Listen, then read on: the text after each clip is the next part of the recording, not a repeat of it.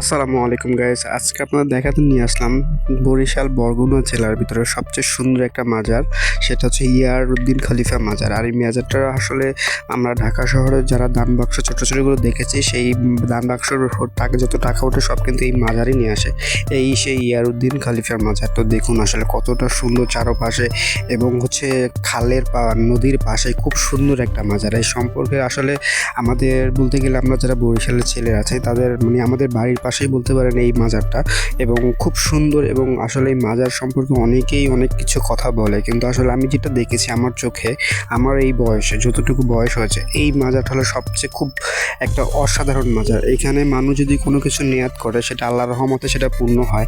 যাই হোক, ওইটা শেষ করে একদম পুরো ঘাট পাড়ে যখন গিয়েছিলাম, এতটা ভালো লেগেছে। এখানে বসে একদম সময় পার করা যায়, এবং পবিত্র মনে আল্লাহর কাছে কিছু চাইলে অবশ্যই সেটা আল্লাহ পূরণ করে। তার বান্দাদের কখনো নিরাশ করে না। তো আসলে মুসলমান হয়ে সৌভাগ্যবান বলতে পারি। শুকর আলহামদুলিল্লাহ। আর ভিডিওটা কেমন লাগছে অবশ্যই কমেন্টে জানান।